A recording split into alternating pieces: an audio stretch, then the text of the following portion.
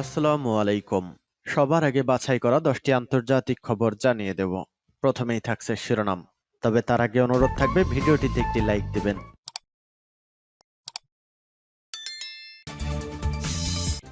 জানিয়ে দিব হাতে থাকা সর্বশেষ আপডেট আন্তর্জাতিক সংবাদ। প্রথমেই সংবাদ শিরোনাম। শনিবার দ্বিতীয় দফায় 4 ইসরায়েলি জিম্মিকে মুক্তি দেবে হামাস। এরপর জানিয়ে দিব হোঁচট খেলেন ট্রাম্প, জন্মসূত্রে নাগরিকত্ব বাতিলের নির্দেশে আদালতের স্থগিতাদেশ। এদিকে গাজায় দেখা মিলল ইসরায়েলের মৃত ঘোষণা করা হামাসের কমান্ডারের। এরপর জানিয়ে দিব ইউক্রেন যুদ্ধ নিয়ে ট্রাম্পের হুমকির জবাবে যা বলল রাশিয়া। আরও জানিয়ে দিব জেনিনে ইসরায়েলি হামলায় বেসামরিক হত্যাকাণ্ড, কাতারের তীব্র নিন্দা।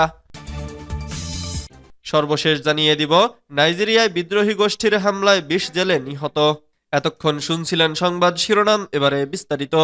তবে অনুরোধ থাকবে ভিডিওটিতে একটি লাইক করবেন এবং কমেন্ট করে জানিয়ে দিবেন কোন জেলা থেকে আপনি আমাদের এই ভিডিওটি দেখছেন। শনিবার দ্বিতীয় দফায় 4 ইসরায়েলি জিম্মিকে মুক্তি দেবে হামাস। হামাসের এক শীর্ষ কর্মকর্তা জানিয়েছেন, ইসরায়েলের সঙ্গে যুদ্ধবিরতির প্রথম ধাপের অংশ হিসেবে দ্বিতীয় দফায় শনিবার 4 জন ইসরায়েলি জিম্মিকে মুক্তি দেওয়া হবে। মুক্তিপ্রাপ্তদের তালিকা শুক্রবার মধ্যস্থতাকারীদের কাছে হস্তান্তর করবে হামাস। বৃহস্পতিবার 23 জানুয়ারি এক প্রতিবেদনে এ খবর দিয়েছে টাইমস অব ইসরায়েল। কাতার ভিত্তিক সংবাদ মাধ্যম আল আরাবিয়াকে দেওয়া এক সাক্ষাৎকারে হামাস নেতা জাহের জাবারিন বলেন, শুক্রবার আমরা মধ্যস্থতাকারীদের কাছে 4 জন জিম্মির নাম সরবরাহ করব, যাদের শনিবার মুক্তি দেওয়া হবে। জাবারিন বর্তমানে তুরস্কের ইস্তাম্বুলে নির্বাসিত অবস্থায় রয়েছেন এবং তিনি পশ্চিম তীরে হামাসের কার্যক্রমের অন্যতম দায়িত্বশীল ব্যক্তি। হোঁচট খেলেন ট্রাম্প, জন্মসূত্রে নাগরিকত্ব বাতিলের নির্দেশে আদালতের স্থগিতাদেশ। জন্মসূত্রে নাগরিকত্ব বাতিলের পরই ডেমোক্র্যাট শাসিত রাজ্যগুলি দাবি করেছিল এটি মার্কিন সংবিধানের 14তম সংশোধনীর পরিপন্থী। এছাড়া এই সংক্রান্ত ইস্যুতে সুপ্রিম কোর্ট আগেও একাধিক রায় দিয়েছে, তাই এটা প্রতিষ্ঠিত যে জন্মসূত্রে নাগরিকত্ব পাওয়া একটা শিশুর অধিকার। দ্বিতীয়বারের মতো আমেরিকার প্রেসিডেন্ট হয়ে জন্মসূত্রে নাগরিকত্বের অধিকার বাতিল করেছিলেন ডোনাল্ড ট্রাম্প। ট্রাম্পের এই নির্বাহী আদেশের বিরুদ্ধে একযোগে 22টি মার্কিন প্রদেশ মামলা করেছিল।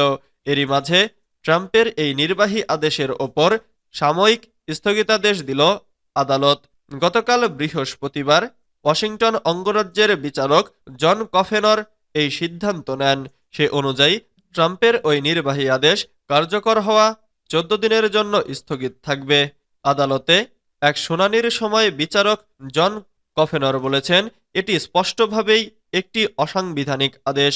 বিচারক জন কফেনরকে নিয়োগ দিয়েছিলেন ট্রাম্পের দল রিপাবলিকান পার্টি থেকে নির্বাচিত যুক্তরাষ্ট্রের সাবেক প্রেসিডেন্ট রোনাল্ড রিগ্যান। গাজায় দেখা মিলল ইসরায়েলের মৃত ঘোষণা করা হামাস কমান্ডারের। ফিলিস্তিনি স্বাধীনতাকামী সংগঠন হামাসের কমান্ডার হোসেন ফয়াদকে হত্যার ঘোষণা দিয়েছিল ইসরায়েলি সেনাবাহিনী। তবে সম্প্রতি এক ভিডিওতে তাকে জীবিত অবস্থায় দেখা গেছে। শুক্রবার 24 জানুয়ারি ইসরায়েলি সংবাদ মাধ্যম ওয়াইনেট নিউজের বরাতে এক প্রতিবেদনে এ তথ্য জানিয়েছে আল জাজিরা। ওয়াইনেট নিউজ জানিয়েছে, হামাসের বেইত হানুন ব্যাটালিয়নের কমান্ডার হোসেন ফায়াদকে একটি ভিডিওতে জীবিত অবস্থায় দেখা গেছে।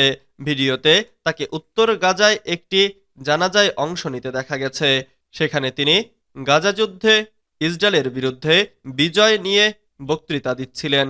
ইসরায়েলি সামরিক গোয়েন্দা সংস্থা এর আগে জানিয়েছিল তারা ফায়াদকে জাবালিয়ার একটি সুড়ঙ্গে হত্যা করেছে।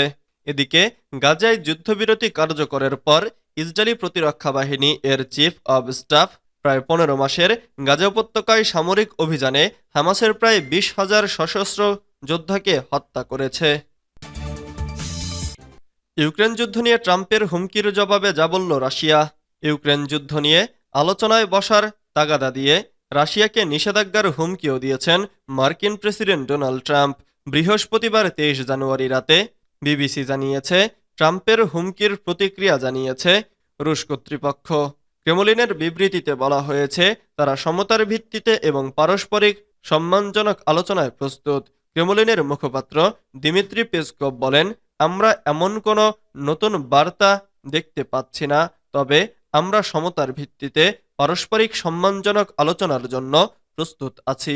ট্রাম্প বুধবার তার প্ল্যাটফর্ম ট্রুথ সোশিয়ালে রাশিয়াকে সতর্ক করে বলেন, এই অযৌক্তিক যুদ্ধ এখনই বন্ধ করুন, না হলে নিষেধাজ্ঞা, কর এবং শুল্কের উচ্চমাত্রার মুখোমুখি হবেন। এমন হুমকির বিষয়ে পেসকভ বলেন, ট্রাম্প তার প্রথম প্রেসিডেন্সিতেও নিষেধাজ্ঞার পথ বেছে নিয়েছেন, যা রাশিয়ার জন্য নতুন কিছু নয়। মস্কো আশা করছে রাশিয়ার প্রেসিডেন্ট ভ্লাদিমির পুতিন এবং ট্রাম্প শিগগিরই ইউক্রেন যুদ্ধ নিয়ে ফোনে আলোচনা করবেন। তবে রাশিয়ার ডেপুটি জাতিসংঘ সূত্র দিমিত্রি পলিয়ানস্কি জানিয়েছেন, যুদ্ধে সমাপ্তি আনতে ট্রাম্প কী ধরনের চুক্তি চান তা আগে জানা প্রয়োজন। জেনিনে ইসরায়েলি হামলায় বেসামরিক হত্যাকাণ্ড, কাতারের তীব্র নিন্দা। দখলকৃত পশ্চিম তীরের জেনিনে ইসরায়েলের বর্বর হামলা ও বেসামরিক নাগরিক হত্যার ঘটনায় তীব্র নিন্দা ও প্রতিবাদ জানিয়েছে কাতার। দেশটির পররাষ্ট্র মন্ত্রণালয় এক বিবৃতিতে এই হামলাকে আন্তর্জাতিক মানবাধিকার ও মানবিক আইনের চরম লঙ্ঘন বলে অভিহিত করেছে। শুক্রবার 14 জানুয়ারি এক প্রতিবেদনে এ খবর দিয়েছে আল জাজিরা। কাতারের পররাষ্ট্র মন্ত্রণালয় আন্তর্জাতিক সম্প্রদায়ের প্রতি আহ্বান জানিয়েছে তারা যেন ইসরায়েলের এসব অন্যায় কর্মকাণ্ডের বিরুদ্ধে কার্যকর পদক্ষেপ নেয় এবং আন্তর্জাতিক আইন ও সংশ্লিষ্ট চুক্তির আলোকে বেসামরিক নাগরিকদের পূর্ণ নিরাপত্তা নিশ্চিত করে। বিবৃতিতে আরও বলা হয়েছে, কাতার পুনরায় নিশ্চিত করেছে যে ফিলিস্তিনি জনগণের ন্যায্য অধিকার ও তাদের ন্যায়সঙ্গত দাবির প্রতি আমাদের অটল সমর্থন রয়েছে। এর মধ্যে অন্তর্ভুক্ত রয়েছে 1967 সালের সীমারেখার ভিত্তিতে পূর্ব জেরুজালেমকে রাজধানী করে একটি স্বাধীন ফিলিস্তিনি রাষ্ট্র প্রতিষ্ঠার অধিকার। কাতার দীর্ঘদিন ধরেই ফিলিস্তিন ইস্যুতে জোরালো অবস্থান ধরে রেখেছে এবং নিরীহ মানুষের ওপর ইসরায়েলের দমনপীড়নের বিরুদ্ধে সরব থেকেছে। নাইজেরিয়ায় বিদ্রোহী গোষ্ঠীর হামলায় 20 জেলে নিহত।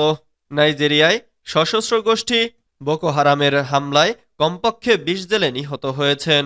বৃহস্পতিবার 23 জানুয়ারি স্থানীয় নিরাপত্তা কর্মকর্তা ও জেলেরা এ তথ্য নিশ্চিত করেছেন।